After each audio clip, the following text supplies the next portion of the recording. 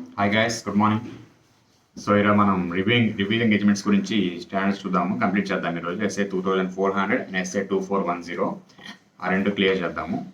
So టాపిక్లోకి వెళ్ళే ముందు ఏంటంటే మా ఫ్రెండ్ ఒక అబ్బాయి ఉన్నాడు. అతను కూడా ఏంటంటే ఇవి గ్రూప్ 2 రిలేటెడ్ డిటి ఐడిటి అనేవి including concepts along with concept notes and question and answers కూడా రికార్డ్ చేసి ఇన్ తెలుగు లాంగ్వేజ్ మన తెలుగు లాంగ్వేజ్లోనే అందరికీ అర్థమయ్యే విధంగా రికార్డ్ చేస్తున్నాడు.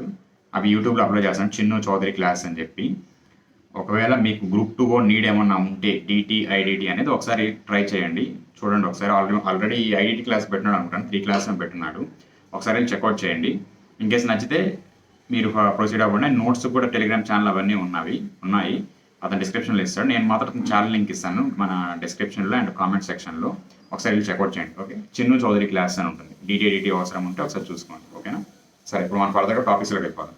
So SRE, standard on review engagement. So అసలు ఫస్ట్ మనకి ఆ రివ్యూ ఎంగేజ్మెంట్ అనేది ఎందుకు నీడ్ వస్తుంది? Why not full audit? ఒక నార్మల్ ఆడిట్ చేసుకుంటున్నాం కదా స్టాండర్డ్ ఆడిట్ అనేది యాజ్ పర్ ఎస్ఎస్. అది కాకుండా ఎందుకని మనం ఈ రివ్యూ ఎంగేజ్మెంట్ అనేది చేయాల్సి వస్తుంది? ఎందుకని ఈ క్లయింట్స్ అనే వాళ్ళకి ఆ రివ్యూ ఎంగేజ్మెంట్ అనేది నీడ్ ఉంటుంది అసలు అనేది ఒక పాయింట్ ఆలోచించాలి మనం. అదేంటంటే ఫస్ట్ పాయింట్ ఏంటంటే కాస్ట్ ఎఫెక్టివ్ పరంగా ఏంటంటే review engagements are more famous than statutory audits, original audits కంటే. అండ్ ఇంకో సెకండ్ పాయింట్ ఏంటంటే ఒక ఇంటరింగ్ ఫైనాన్షియల్ స్టేట్మెంట్స్కి ఆర్ స్పెసిఫిక్ రిక్వైర్మెంట్స్ వాటికి మాత్రమే ఆడిట్ కావాలనుకున్నప్పుడు ఏంటంటే ఈ స్టాండర్డ్ ఆన్ రివ్యూ ఎంగేజ్మెంట్ కూడా వెళ్తారు అనమాట. ఓకేనా? అంటే ఏదైనా స్మాల్ కంపెనీ ఉంది, దానికి ఫుల్ ఆడిట్ అనేది వేస్ట్, అంత టైము అంత రిసోర్సెస్ అనేవి వేస్ట్. అండ్ ప్రాక్టికబిలిటీ చూసుకున్నా కానీ ఏంటంటే షార్ట్ టైం అనేది సరిపోతుంది. అంటే మేనేజ్మెంట్కి కావాల్సిన రిక్వైర్మెంట్స్ ఈ రివ్యూ ఎంగేజ్మెంట్ ద్వారా ఏంటంటే ఫుల్ఫిల్ అయిపోతున్నాయి. ప్రతి చిన్నదానికి వెళ్ళి ఫుల్ ఆడిట్ అనేది కండక్ట్ చేయాల్సిన నీడ్ అనేది లేదనమాట. సో ఈ రివ్యూ ఎంగేజ్మెంట్ అనేది ఇలాగా మనకి వాడుకలోకి వచ్చిందనమాట. సో ఫర్దర్గా చూద్దాం. దీంట్లో ఇప్పుడు హిస్టారికల్ ఫైనాన్షియల్ స్టేట్మెంట్స్ మీద ఒకటి ఉంటుంది అండ్ ఇంటరింగ్ ఫైనాన్షియల్ ఇన్ఫర్మేషన్ మీద ఒకటి ఉంటుంది. సో మనం first SRE 2400 engagement to review historical financial information చూద్దాం. ఓకేనా? ఈ హిస్టారికల్ ఫైనాన్షియల్ ఇన్ఫర్మేషన్ అంటే తెలుసుగా మనకి యాక్చువల్ ఫిగర్స్ మీద బేస్ చేసుకొని past financials, balance sheet, PML, cash flows, statement of changes, notes to accounts ఇవన్నీ ఉంటాయి అన్నమాట. ఓకేనా? అండ్ ఇంకోటి ఇక్కడ ఇంపార్టెంట్ పాయింట్ ఏంటంటే ఇక్కడ అష్యూరెన్స్ అనేది లిమిటెడ్గా ఉంటుంది. ఫుల్ అష్యూరెన్స్, రీజనబుల్ అష్యూరెన్స్ అనేది ఉంటుంది, లిమిటెడ్ అష్యూరెన్స్ ఉంటుంది, అంటే లో లెవెల్ ఆఫ్ అష్యూరెన్స్ అనేది ఉంటుంది.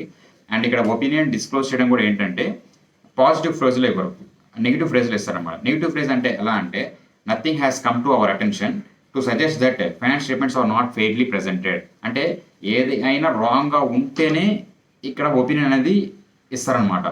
లేదు అంతా కరెక్ట్గా ఉన్నప్పుడు ఏంటంటే ఇలా నెగిటివ్ ఫ్రేజ్లో ఇస్తారు. అది గుర్తుపెట్టుకోండి, నెగిటివ్ ఫ్రేజ్లో ఇస్తారు. అంటే మాకు ఇప్పుడు తప్పులు వచ్చాయి అని చెప్పి ఇక్కడ డిస్క్లోజ్ చేస్తారనమాట. సో ఇక్కడ ఏంది, మనకేం తప్పులు లేవంటే nothing has come to our attention to suggest that finance statements are not fairly presented. మనం అక్కడే ఇస్తాం we have obtained sufficient appropriate audit evidence that finance statements are free from material misstatements అని చెప్పి ఒక పాయింట్ రాస్తాం అక్కడ. ఇక్కడ ఏంటంటే నెగిటివ్ ఫ్రేజ్ రాస్తాం. ఓకేనా? సో ఎస్ఆర్ఈ 2400 చూద్దాం, బేసిక్స్ చూద్దాం. This SRE deals with practitioner responsibilities performing A review of finance statements when he is not auditor of entity financial statements. So కరెక్ట్గా ఆబ్వియస్గా అతను డైరెక్ట్గా ఆ ఫైనాన్స్ స్టేట్మెంట్స్ ఆడిట్ చేసినాడు అయితే మళ్ళీ రివ్యూ ఎంగేజ్మెంట్ ఎందుకు అవసరం లేదుగా. సో అందువల్ల అతను అయి ఉంటాడు. Entities full finance statements audit చేసిన అతను కాకుండా వేరే అతను ఉంటాడు. His objective in reviews remain to obtain limited assurance by performing inquiry and analytic procedures. ఇతని ప్రొసీజర్స్ ఆబ్జెక్టివ్ ఏంటంటే to obtain limited assurance by making inquiry and analytical procedures. So ఇక్కడ inquiry, analytical procedures. Inquiry అంటే ఏంటి? Through verbal or written communication అనేది చేస్తాం. ఇదేంటంటే qualitative aspect మీద depend అయి ఉంటుంది. అండ్ అనలిటికల్ ప్రాసెస్కి వచ్చేదానికి ఏంటంటే ఈ అనాలిసిస్ ఉంటుంది, trend analysis, ratio analysis, reasonable testing, comparative analysis, ఈ బేస్ మీద అనలిటికల్ అనాలిసిస్ అని ఉంటుంది. ఇది వచ్చి క్వాలిటేటివ్ బేస్ మీద ఉంటుంది. Mainly it place A game with numbers game ఆడుతుంది అనమాట. ఓకేనా? అంటే numbers game in the sense ఏంటంటే నంబర్స్తో డీల్ చేస్తుంది అనలిటికల్ ప్రొసీజర్ అనేది, అదనమాట. Next accepting review engagement and agreeing on terms of engagement. So same points. Before accepting the engagement ఏమేమి consider చేసుకోవాలి అండ్ టర్మ్స్ ఆఫ్ అగ్రిమెంట్లో ఏమేమి ఉంటాయి కంటెంట్స్ అనేవి. ఓకేనా? Factors affecting acceptance of review engagement. Practitioner shall not accept a review engagement if practitioner accept చేయకూడదు ఎప్పుడు that is there is no rational purpose for engagement. No rational purpose for engagement అంటే good intention అనేది ఏం లేదనమాట ఇక్కడ. మేనేజ్మెంట్కి, ఏదో some అన్ఇంటెన్షనల్గా చేస్తుంది. అంటే law or regulation required finance statements to be audited. మామూలుగా లా ఆర్ రెగ్యులేషన్ అనేది ఈ ఫైనాన్స్ స్టేట్మెంట్స్ అని ఫుల్లీ ఆడిట్ చేయాలంటున్నారు. బట్ వీడేం చేస్తున్నాడు, రివ్యూ ఎంగేజ్మెంట్ చేద్దామని చూస్తున్నాడు. సో ఇక్కడ రేషనల్ పర్పస్ అనేది లేదు, అలాంటి కండిషన్లో యాక్సెప్ట్ చేయకూడదు. Next, that review engagement is not appropriate in circumstances, he may recommend another type of engagement. So ఇక్కడ పైన కండిషన్ బేస్ చేసుకుని కిందకు వస్తే ఈ రివ్యూ ఎంగేజ్మెంట్ అనేది not suitable for this type of audit. So ఇక్కడ ఫుల్ టైప్ ఆఫ్ ఆడిట్ చేయాలి. So ఇక్కడ ఏం చేయాలి మనం, ఇక్కడ ఇది మేనేజ్మెంట్కి సజెస్ట్ చేయాలి అందర్ టైప్ ఆఫ్ ఆడిట్ అనేది, బికాజ్ ఈ రివ్యూ ఎంగేజ్మెంట్ అనేది సూటబుల్ కాదు మీకు అని చెప్పి.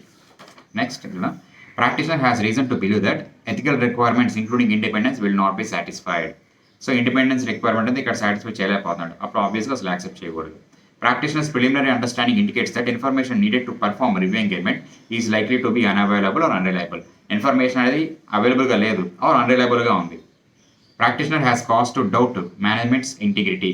మేనేజ్మెంట్ ఇంటిగ్రిటీ అంటే ఆ బయాస్నెస్ అనేది ఇక్కడ అండ్ స్ట్రైట్ ఫార్వర్డ్నెస్ అనేది ఇక్కడ లేదనమాట. సో ఇక్కడ ఏమవచ్చు అంటే ఆ ఫైనాన్షియల్స్ అనే వాటిని ఏదైనా సరే మేనేజ్మెంట్ లెవెల్లో ఏంటంటే దాన్ని ఆల్టర్ చేసి ఉండొచ్చు, సో ఫాల్సిఫై కూడా చేసి ఉండొచ్చు. సో అందువల్ల ఏంటంటే వాటిని మనం నమ్మలేము రికార్డ్స్ అనేవి. Next, management or TCWG impose limitation on scope of practitioner work such that practitioner believe that limitation will result in disclaiming a conclusion on financial statements. So ఇక్కడ లిమిటేషన్ ఇచ్చే స్కోప్ మీద.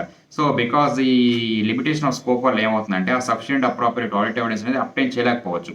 ఎందుకంటే ఇక్కడ స్కోప్ లిమిటేషన్ మీద ఎందుకు stress చేస్తున్నాం అంటే point అనేది, ఇక్కడ మనం చేసే రివ్యూ ఎంగేజ్మెంట్ చేసినప్పుడు అంటే దేని మీద చేస్తున్నాం, హిస్టారికల్ ఫైనాన్షియల్స్ మీద, ఏదో ఇంటరిమ్ అయి ఉండొచ్చు, స్పెసిఫిక్ పార్ట్ అయి స్పెసిఫిక్ ఏరియా అయి ఉండొచ్చు. మీకు ఆల్రెడీ చెప్పాను స్టేక్ హోల్డర్స్ యొక్క రిక్వైర్మెంట్ అనేది పలానా దాని వరకే ఉందని చెప్పి. సో అలా అయి ఉండొచ్చు. అప్పుడు ఏమవుతుంది, చేసేదే సగం కొద్దిగా కన్సిడర్ చేసుకుని ఆడిట్ చేస్తున్నాం. అలాంటి వాటిలో కూడా లిమిటేషన్ స్కోప్ పెట్టినప్పుడు ఏంటంటే ఈ సఫిషియెంట్ అప్రాపరేట్ ఆడిట్ మనం అప్టైన్ చేయలేకపోవచ్చు. అప్పుడు ఏమవుతుంది, ఆబ్వియస్గా ఈ ఒపీనియన్ అనేది ఎక్స్ప్రెస్ చేయలేం, ఈ లిమిటెడ్ ఒపీనియన్ అయినా సరే ఎక్స్ప్రెస్ చేయలేం. సో అలాంటప్పుడు ఏమవుతుంది, డిస్క్లైమర్ ఆఫ్ ఒపీనియన్ అనేది ఫామ్ అవుతుంది ఆబ్వియస్గా. సో అది నెక్స్ట్ ఇవి వచ్చి practitioner shall not accept if an condition, 5 conditions అనమాట.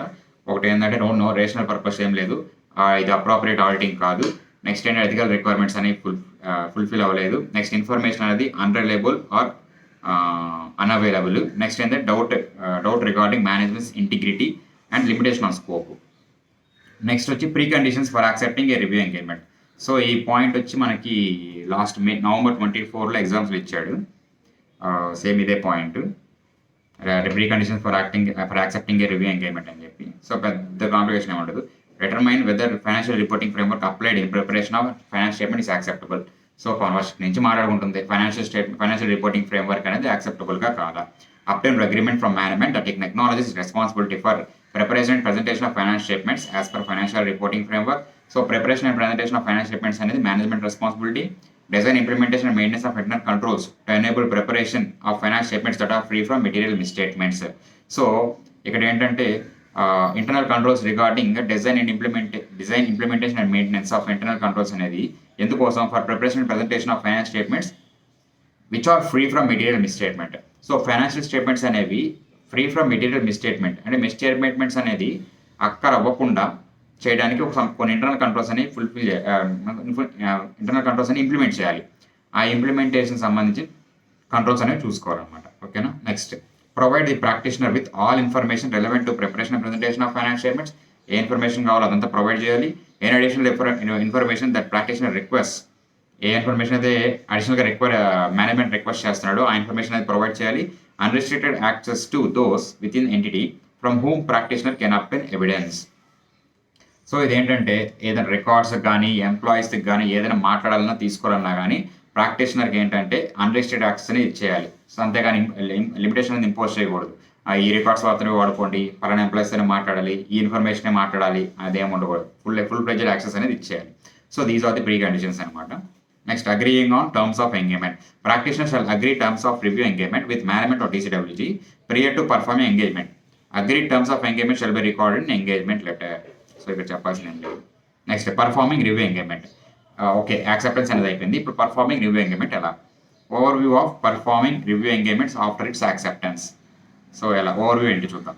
Obtain understanding of entity and applicable financial reporting framework to identify areas of material misstatement. So ఈ ఎంటిటీ యొక్క understanding and applicable financial reporting framework ఏ framework వాడుతున్నారు, whether it is in relation with the financials and applicable law ఉందా లేదా చూసుకోవాలి.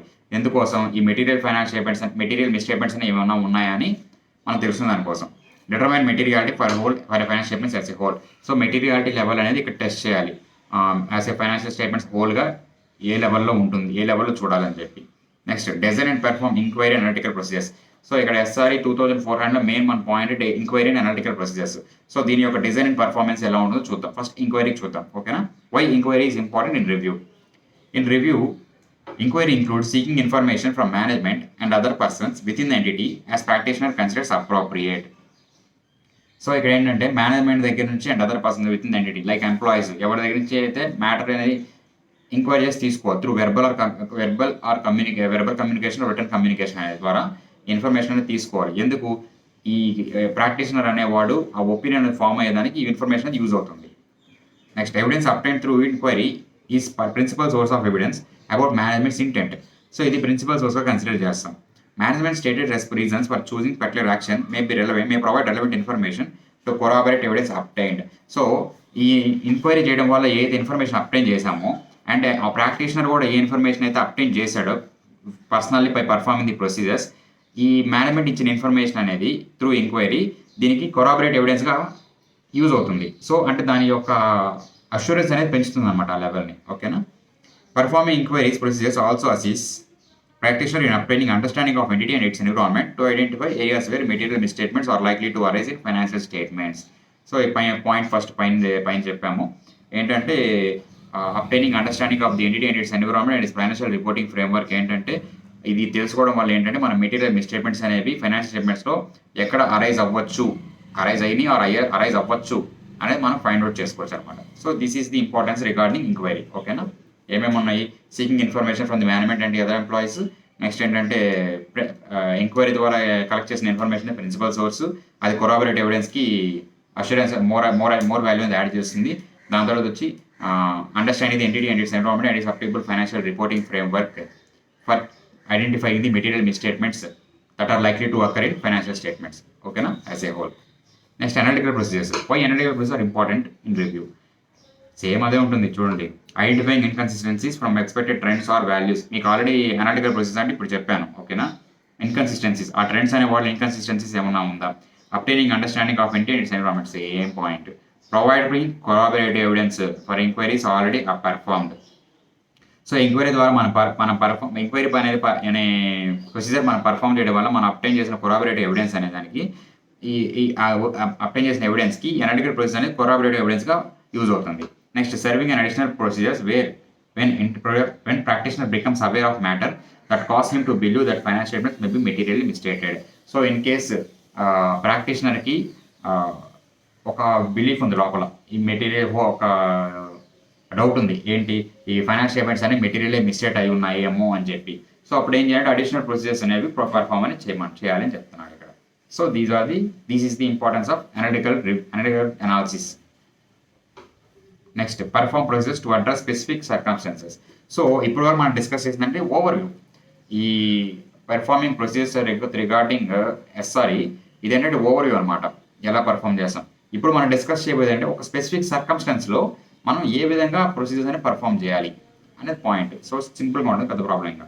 For fraud and non compliance, if there is indication that fraud and non compliance with laws or regulations, practitioner shall communicate this to TCWG. So సింపుల్గా రాసుకోండి, fraud and non complains ఉందనుకోండి, ఇక్కడ ఇంత matter ఉంది కదా, communicate to TCWG. Next related parties.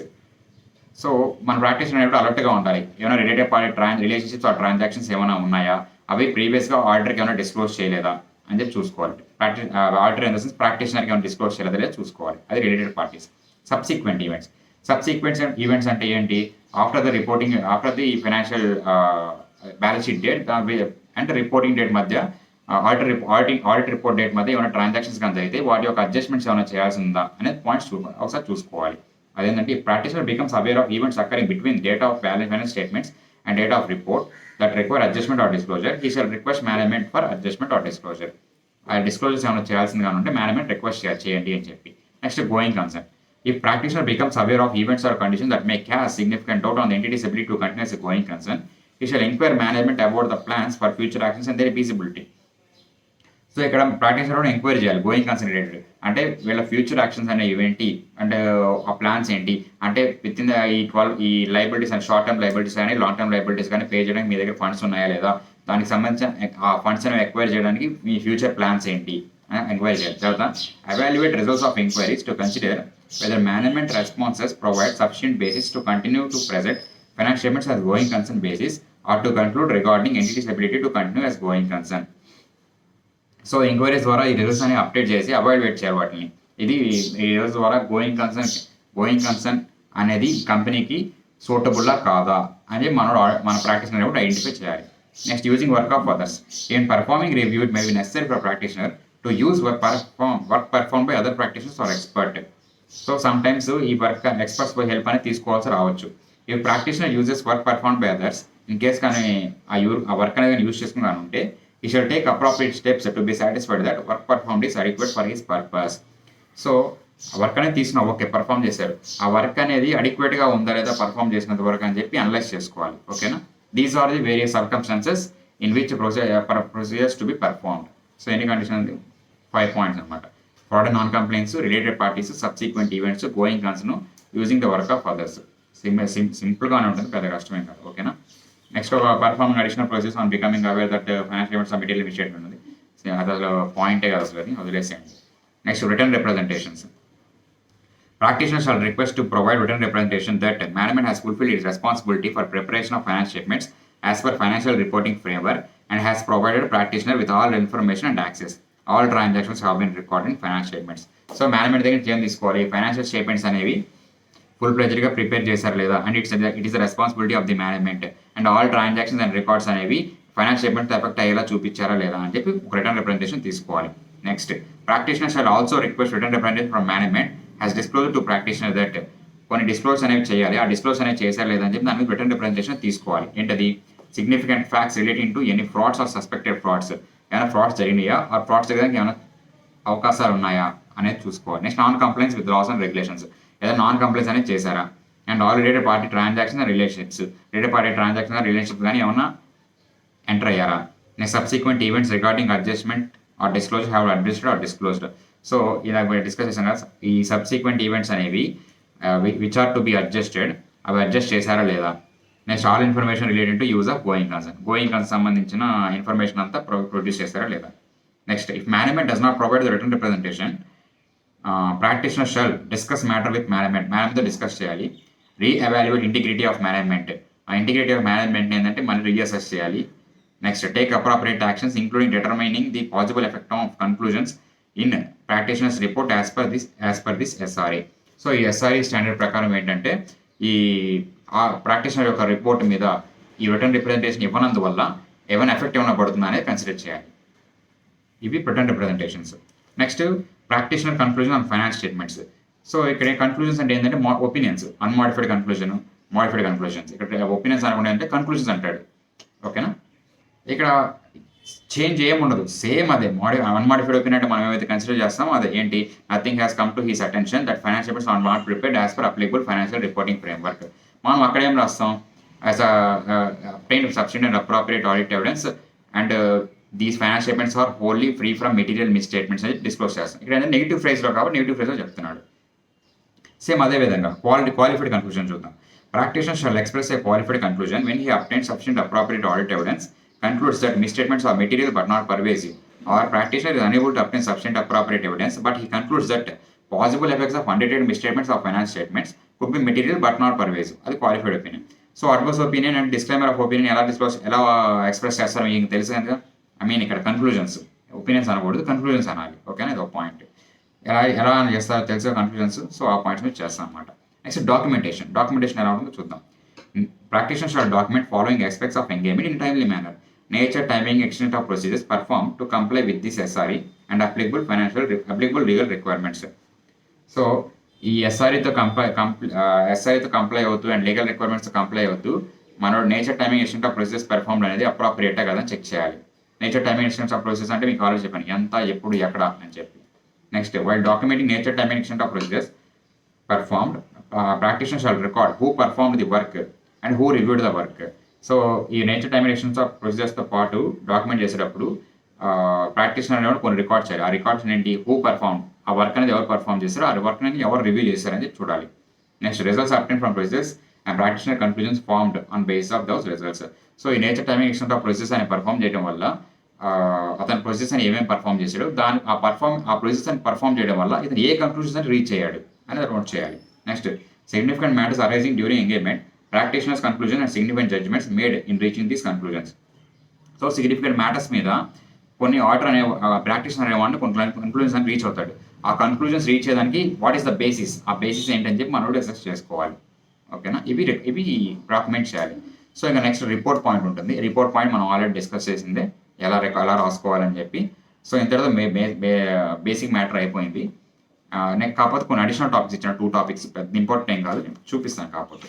So చదువుదాం. Okay, అంటే వదిలేసామని కాకుండా. Practitioner not satisfied from any pre condition. After accepting engagement, if practitioner not satisfied from any preconditions, he shall discuss the matter with the management or TCW and determine. So ఈ point ఏంటంటే మనం pre conditions చూసాం కదా, unrestricted access, all information అంతా చూసాం కదా. ఆ points in case అది కూడా సాటిస్ఫై కాలేకపోతే ఏం చేయాలి, మేనేజ్తో డిస్కస్ చేయాలి. ఏమంటున్నాడు, whether the matter can be resolve. ఈ ప్రీ కండిషన్స్ అనేవి లిమిటేషన్ అనేది మనం రిమూవ్ చేయగలమా, whether it is appropriate to continue with engagement. So ఈ ఎంగేజ్మెంట్ని కంటిన్యూ చేయడం వ్యాలిడా కాదా, and whether and how to communicate the matter in practitioner's report. In case continue అవ్వచ్చు అనుకుంటే ఈ మ్యాటర్ అనేది ప్రాక్టీషనర్ రిపోర్ట్ ఎలా డిస్క్లోజ్ చేయాలి, అది కండిషన్స్. నెక్స్ట్ అదర్ టాపిక్స్ వచ్చి ఏంటంటే subsequent events, withdraw from the engagement, emphasis of matter paragraph and other method paragraph ఉందన్నమాట. అంటే 560, 705, 706 సేమ్, ఏమి చేంజ్ లేదు. సేమ్ పాత్ స్టాండర్డ్స్ మన ఎస్ఎస్లో ఎలా ఉందో సేమ్ అదే మ్యాటర్ అనమాట. సో ఇందులో మన 705 అండ్ 706 అయిపోయింది. 560 మాత్రం ఏంటంటే మనం నెక్స్ట్ టైం డిస్కస్ చేసినప్పుడు ఈ పాయింట్ టచ్ చేస్తాను. ఓకేనా, టచ్ అయిపోయిన ఇబ్బంది ఏం లేదు, సేమ్ అదే మ్యాటర్ కాబట్టి. మీకు ఇన్ కేసు ఆ క్వశ్చన్ అది కానీ ఎస్ఆర్ఈ కింద మార్చి సబ్సిక్వెంట్ ఈవెంట్ కింద అడిగాడంటే ఏం చేస్తాడు, 560 ప్రకారం ఆన్సర్ రాస్తాం. ఓకేనా, టైం ఎంత 22 minutes. ఓకే, ఇది ఎస్ఆర్ఈ 2400 సిరీస్. సో ఇక్కడ ఒకటి చిన్న పాయింట్ ఉంది, అంటే టోటల్ రెండింటికి రిలేటెడే, ఆడిట్ వర్సెస్ రివ్యూ అనేది. ఆడిట్ అంటే ఏంటంటే రీజనబుల్ అష్యూరెన్స్, రివ్యూ అంటే లిమిటెడ్ అష్యూరెన్స్. ఎక్స్టెన్సివ్ ప్రాసెస్ అని పర్ఫామ్ చేస్తారు, ఇక్కడ ఏంటంటే తక్కువ ప్రాసెస్ అని పర్ఫామ్ చేస్తారు. ఇక్కడ రీజనబుల్ అష్యూరెన్స్ ఇస్తారు ఆడిట్లో, అక్కడ ఏంటి లిమిటెడ్ అష్యూరెన్స్. ఇక్కడ అష్యూరెన్స్ ఒపీనియన్ ఇస్తాడు, ఇక్కడ అష్యూరెన్స్ కన్క్లూజన్ ఇస్తాడు. సో అక్కడ ఒపీనియన్, ఇక్కడ కన్క్లూజన్. ఓకేనా, బట్ ఇక్కడ ఏంటంటే ఇంకోటి ఏంటంటే ఆడిట్లో ఏంటంటే పాజిటివ్ ఫ్రేజర్ ఇస్తాడు, ఇక్కడ ఏంటంటే రివ్యూలో ఏంటంటే నెగిటివ్ ఫ్రేజర్ ఇస్తాడు అనమాట. సో ఇదో పాయింట్ ఉంది ఆడిట్ వర్సెస్ రివ్యూ అనేది.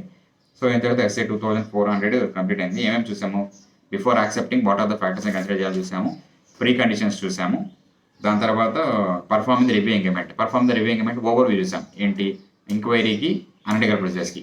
దాని తర్వాత process to be perform for specific circumstances కోసం ఏవేవి అని చెప్పి ప్రొసెస్ అని పర్ఫార్మ్ చేయాలని చెప్పి అదొకటి చూసాం. దాంతో రిటర్న్ రిప్రజెంటేషన్స్ చూసాం.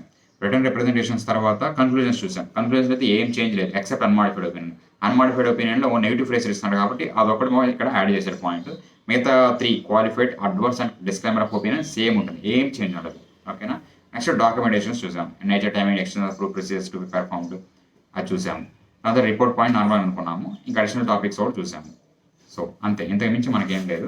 నెక్స్ట్ మనం ఎస్ఆర్ఈ 2410 చూద్దాము. సో ఇది దీనంత కాంప్లికేషన్ ఏమి ఉండదు, ఇంకా చాలా సింపుల్గా ఉంటుంది. సో ఇది తర్వాత చూద్దాం. ఓకేనా, థ్యాంక్ యూ.